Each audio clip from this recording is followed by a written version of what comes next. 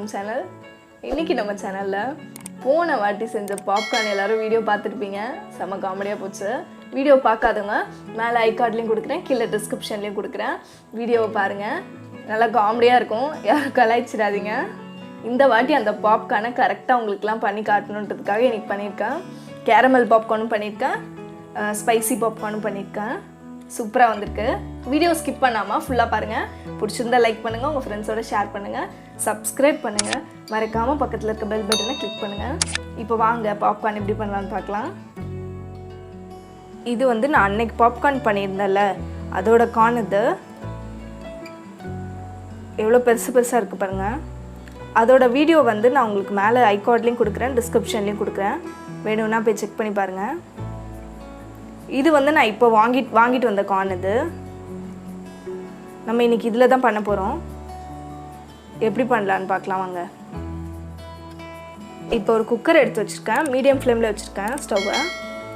இப்போ ஒரு 1/2 spoon butter சேர்க்குறேன். இது ஒரு ஃப்ளேவர் நல்லாயிருக்கும், அதுக்காக சேர்க்குறேன்.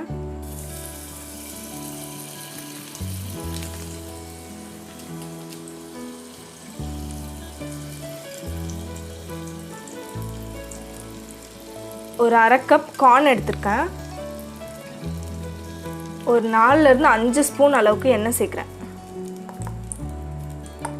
நீங்கள் பட்டர் வேணுனாலும் மெல்ட் பண்ணி சேர்த்துக்கோங்க. இப்போ இது நல்லா மிக்ஸ் பண்ணிக்கலாம். நீங்கள் வெறும் ஸ்பைசி மட்டும்தான் பண்ண போகிறீங்கன்னா இதுலேயே நீங்கள் சில்லி பவுடரும் சால்ட்டும் சேர்த்துக்கலாம். இப்போ இது நல்லா மிக்ஸ் பண்ணி இந்த குக்கரில் சேர்த்துக்கலாம்.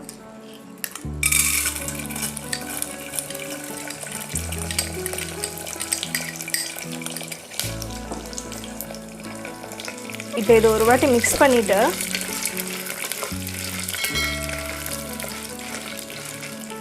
ஒரு கார்ன் பொரிஞ்சு வரட்டும், அது வரைக்கும் வெயிட் பண்ணலாம். பட்டரோட வாசனை நல்லா வருது. ஒரு பாப்கார்ன் பொரிஞ்சிடுச்சு. இந்த ஸ்டேஜில் நம்ம குக்கர் மூடியை இப்படி மூடிக்கலாம். அடுப்பை கொஞ்சம் மீடியம் ஃப்ளேம்லேயே வைக்கிறேன். கார்ன்லாம் பொரியிற சவுண்ட் நல்லா கேட்குது. போன வாட்டி மாதிரி கரைஞ்சிடாமல் இந்த வாட்டி நல்லா வரும்னு நினைக்கிறேன். இந்த மாதிரி பொரிஞ்சிட்டு சவுண்ட் கேட்டுட்டு இருக்கப்போ தயவுசெய்து குக்கரை ஓப்பன் பண்ணிடாதீங்க. சவுண்டெல்லாம் நின்னதுக்கப்புறம் ஓப்பன் பண்ணிக்கலாம், அது வரைக்கும் ஓப்பன் பண்ணாதீங்க. அது மாதிரி நிறைய கார்ன் ஒரே சின்ன குக்கரில் போட்டுறக்கூடாது. கொஞ்சோண்டு கார்ன் போட்டாவே நம்ம குக்கர் ஃபுல்லாக வந்துடும். அதனால பார்த்து கொஞ்சம் கம்மியாக தான் சேர்த்துக்கணும். நிறைய அப்படி செய்யணுன்னா நீங்கள் பெரிய குக்கராக எடுத்து வச்சுக்கோங்க. இப்போ சவுண்டு கொஞ்சம் கொஞ்சமாக கம்மியாகுது, ஃபுல்லாக கம்மியாகிடுச்சு. இந்த ஸ்டேஜில் நம்ம அடுப்பு ஆஃப் பண்ணிக்கலாம். இப்போ திறந்து பார்க்கலாம். வாவ், நம்ம பாப்கார்ன்லாம் சூப்பராக வந்துடுச்சு.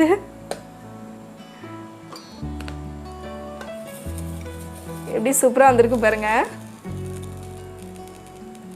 பார்க்கவே ரொம்ப சந்தோஷமாக இருக்குது. இது நான் எப்பயும் பண்ணுறது தான். போன வாட்டி கரைஞ்ச உடனே ரொம்ப மூட் ஆஃப் ஆயிடுச்சு.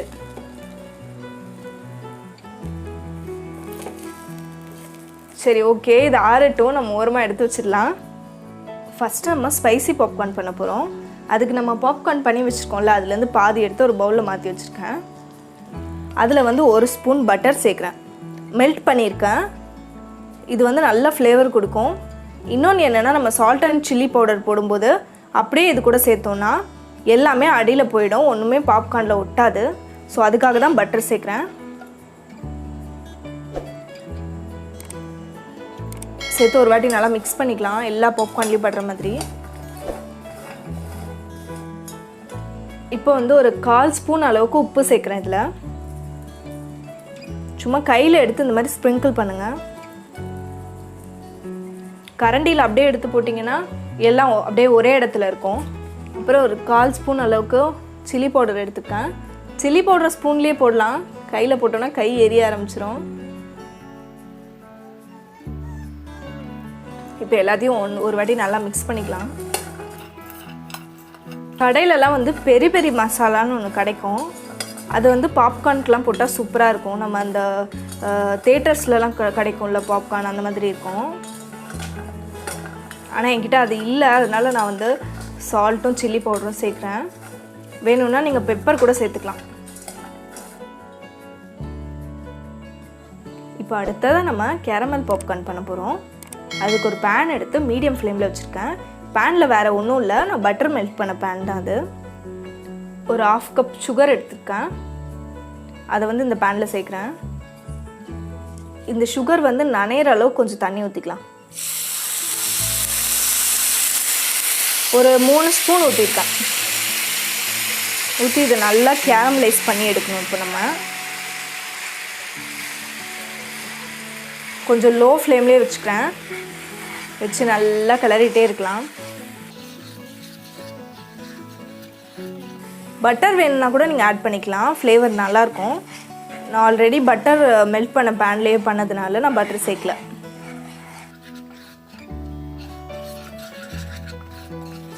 நான் வந்து கொஞ்சம் பாப்கார்ன் தான் பண்ண போகிறேன் இப்போ, அதனால் நான் கொஞ்சோண்டு சுகர் எடுத்திருக்கேன்.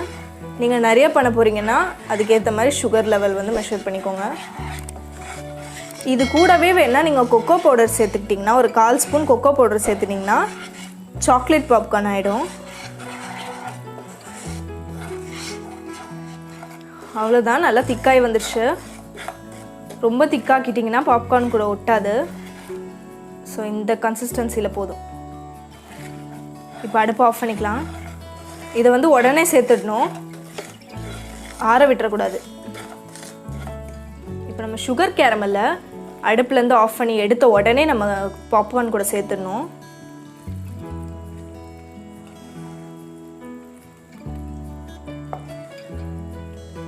இல்லைன்னா வந்து ரொம்ப திக்காகிடும், அது கட்டி கட்டி ஆகிடும். பார்த்தீங்களா எந்த கன்சிஸ்டன்சியில் இருக்குன்னு.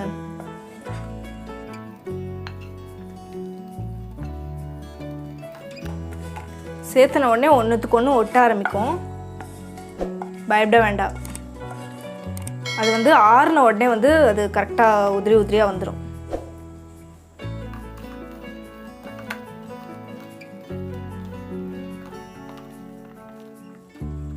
அவ்வளோதாங்க, நம்மளோட கேரமல் பாப்கார்னும் இப்போ ரெடி ஆகிடுச்சு. இப்போ வாங்க சர்வ் பண்ணலாம். அவ்வளோதான் ஃப்ரெண்ட்ஸ், நம்மளோட ஸ்பைசி பாப்கார்னும் ரெடி ஆகிடுச்சு, கேரமல் பாப்கார்னும் ரெடி ஆகிடுச்சு.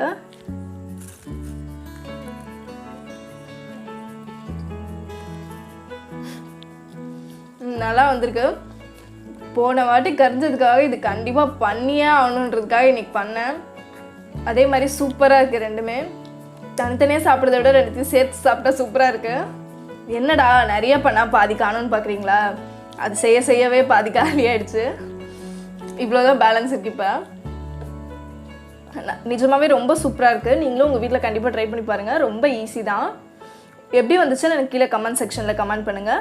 வீடியோ பிடிச்சிருந்தா லைக் பண்ணுங்கள், உங்கள் ஃப்ரெண்ட்ஸோடலாம் ஷேர் பண்ணுங்கள், சப்ஸ்கிரைப் பண்ணுங்கள், மறக்காமல் பக்கத்தில் இருக்க பெல் பட்டனை கிளிக் பண்ணுங்கள். அப்போ தான் நான் போடுற வீடியோஸ் எல்லாம் உங்களுக்கு நோட்டிஃபிகேஷனாக வரும். நெக்ஸ்ட் ஒரு நல்ல ரெசிபியோடு பார்க்கலாம். பாய். தேங்க்யூ ஃபார் வாட்சிங்.